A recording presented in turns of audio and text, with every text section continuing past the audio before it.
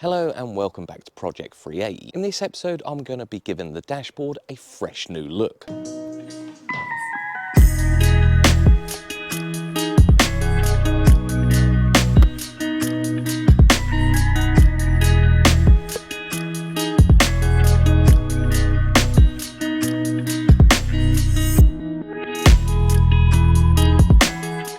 In this episode, I'm going to be giving the dashboard a fresh new look. I'm going to be taking it from the old, outdated look, which is really poorly lit, and I'm going to be giving it a fresh new look with some goodies from Laserdash and some nice new LEDs. So this is what the dash looked like before I started. Believe it or not, the lights are on at the minute, but I think they're barely doing anything. Again, the dash lights are on, they're old green and barely lighting up. So to brighten this up, I've got an assortment of LEDs from eBay, and to finish that off, I've got some goodies from Laserdash. I'll leave a link to their website in the description down below. But now it's time to start tearing this dashboard apart, and I'm going to start with the fragile dash cluster. To get this dash cluster off, we first need to remove the steering cowl. And there's 3 Phillips screws holding this in, 2 on the left side and 1 on the right. And there's one hidden deep right at the back here.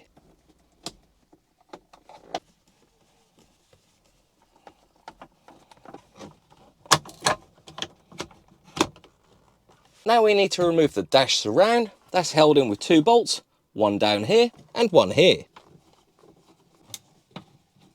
With those screws out of the way, it's the scary part, removing the dash surround. Now by now, it's almost 30 years old, and it's really brittle, so grab it carefully and pull it towards you. Nothing broke. With that safely out of the way, we've now got access to the screws, which hold in the dash cluster. There's 4 of those, 2 down the bottom, and 1 either side at the top. Again, just a Phillips head screw.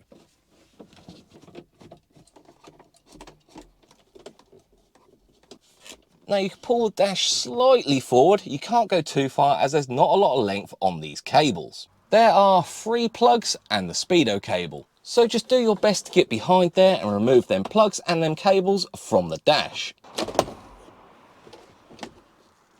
The last one you'll be able to get if you pull out the dash slightly. There is a little bit of foam taping around the plug. You'll have to remove that first before unplugging it.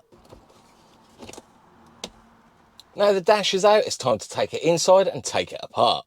To insert this dash plate into the dash itself, we need to remove this clear plastic. This clear bit of plastic is stuck on all the way around with a little bit of glue. So to remove that, we're going to gently use a heat gun all the way around it for a good 10 minutes and then pry the clear plastic away from the dash.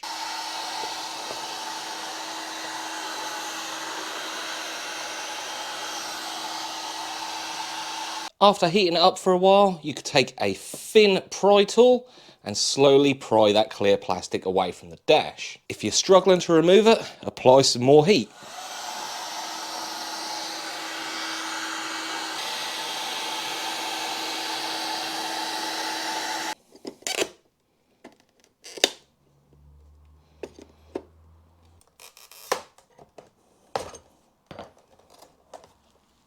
I'm not going to lie, that was difficult and it took ages. But just take your time, have some patience and be very careful and that will come apart. Now, I had a bit of difficulty with mine down here and up here. Someone had already put super glue. So those areas got a little bit messy, but should all be fixable. Now for the dash insert, I've gone for the brushed copper look with the 2 inserts. And as you can see, these 2 inserts have 2 little screw holes, which means I'm going to have to remove these 2 screws in this gauge and these 2 screws in this gauge. But to get that insert on, we actually need to remove the needle as well. Before removing it, take note of where the needle is sitting and pop 2 little pry bars underneath that needle and gently prise it upwards. Then you could take a small precision screwdriver and undo those 2 screws. Then you can put the insert in place and screw it down. And gently put the needle back into place and make sure it's exactly where you took it off from. That's looking better already. The same process for this one.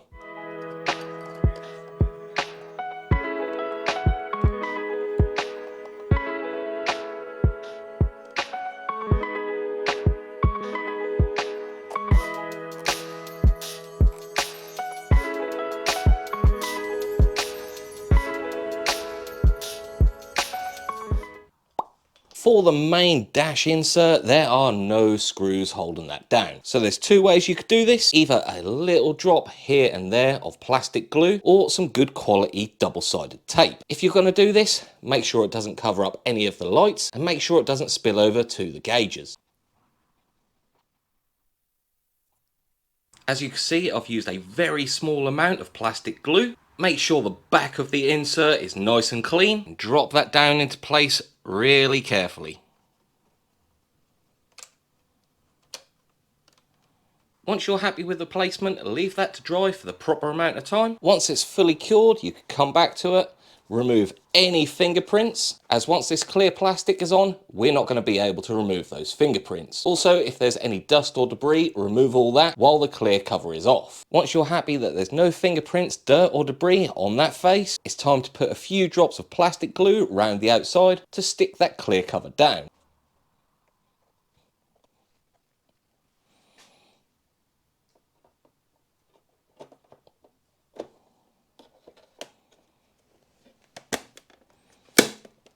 With the dash all glued back together, it's time to change the bulbs. These four green ones are the main backlights for the dash. They simply twist out, pull, and there's the bulb. So these are the old ones with a green cap on them. They are a 501 T10 bulb. And I've got some nice new LEDs to replace them. We don't know which way round these need to go, so pop them in the holder and back in the dash and hope you've got them round the right way.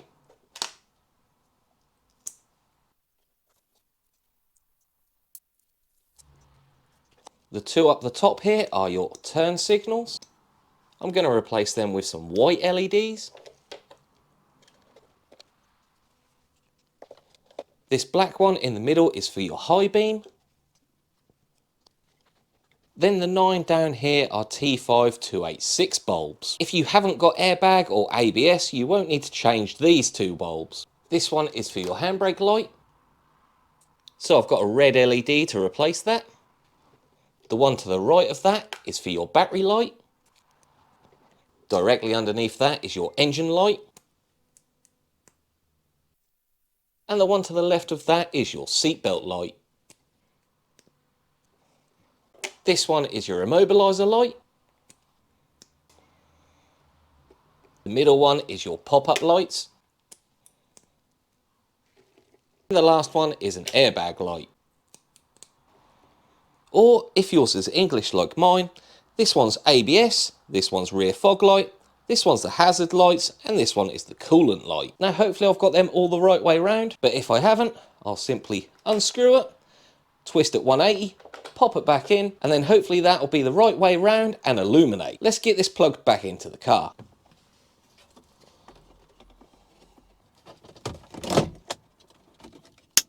The moment of truth, let's see how many LEDs I've got backwards. We'll start off with the hazards and indicators. Well, they're the right way round, but this isn't lighting up, so I need to change that LED round. Now for the pop-up button, that's not lighting up, so that's the wrong way round. Neither's that. Turn the side lights on. Well, I got one the right way round at least. Now for the high beam. Yep, that's the wrong way round as well. Turn the ignition on. Well, it seems like I've only got one round the right way. Time to unplug that again and change some bulbs round. Everything's back round the right way now. And it's lighting up beautifully. Turn the ignition on, flash our high beams, and everything's working. Even these two buttons are lit up, hard to see in the daytime. Now for the center console. I'm going to change the LEDs in the heater control and in the hazard and pop-up button. To do that, we need to remove the tombstone, and that's held on with some screws hidden under here. So the center console and armrest needs to be removed, 2 screws either side at the front, 1 underneath the ashtray or cup holder, and 2 under the armrest.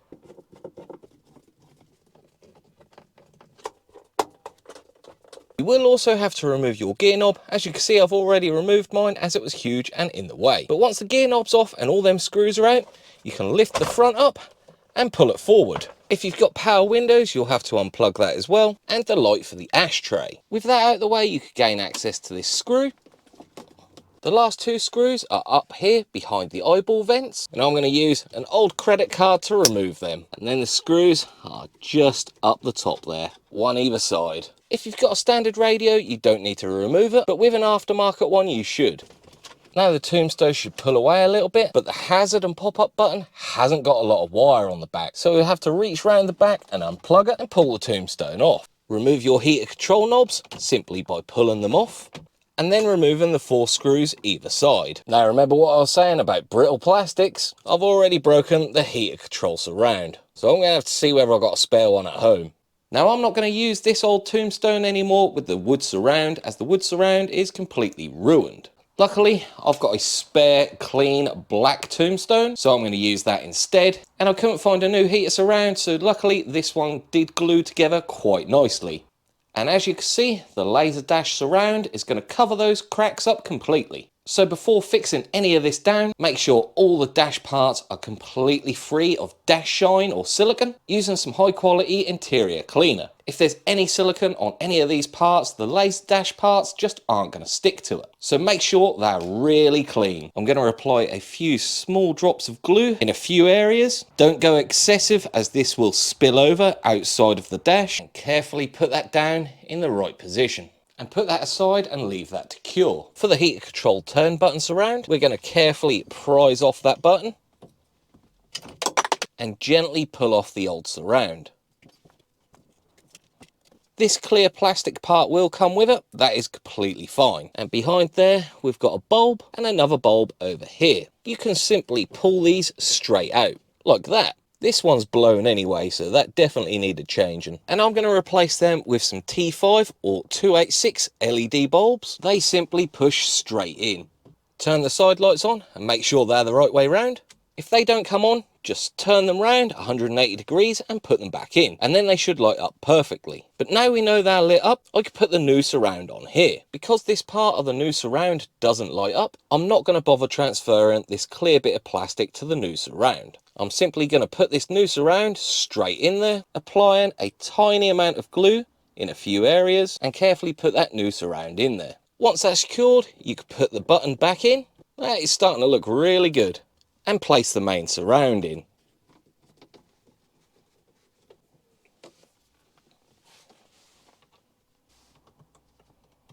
That is looking really nice. But I'm not going to lie, I'm a little bit upset because if you choose the brushed copper surround, none of this lights up. So those nice new LEDs that I just put in there are a little bit pointless. The button surround on the tombstone is going to be a little bit tricky. It's hard to see on camera, but this is actually concaved. So what I'm going to do is put a little dab of glue right at the top and right at the bottom, as the surround will never touch in the center here without bending it.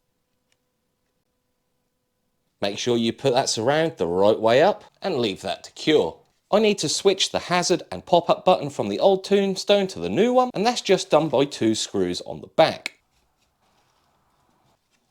I also want this out to give this a good clean up and change the LEDs. There's 2 LEDs on this unit, one there and one underneath this bit of tape. These can be a little bit fiddly, but put a flat-headed screwdriver in there, twist it anti-clockwise,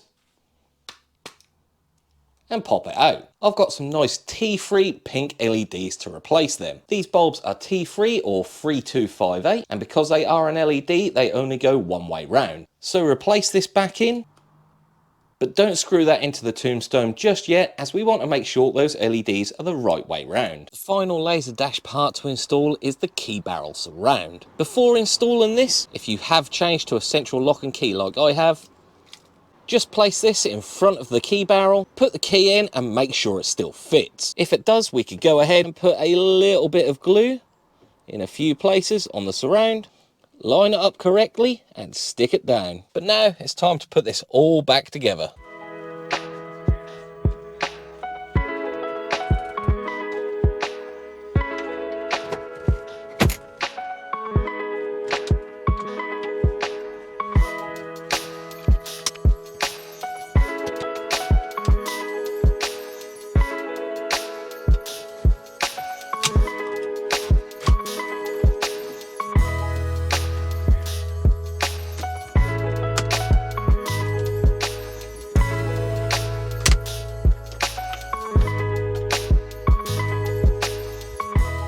All back together now, and it is looking really good. But I'm going to wait till it's dark, come back and see what it's really like. It's finally night time, let's take a look. That's looking really nice. I am sad the heater controls haven't lit up, but my pop-ups and hazard are lighting up. These go really well with my footwell neons and my gear stick. So that's the Laserdash inserts all installed, with nice new LEDs all around and the dashboard all back together. Let me know what you think of the new look of the dashboard in the comments below. Drop me a comment if this helped you install your Laserdash or your LEDs, or even if it just helped you take your dashboard apart. As per usual, share and like this video, subscribe if you're new, and I'll see you in the next one.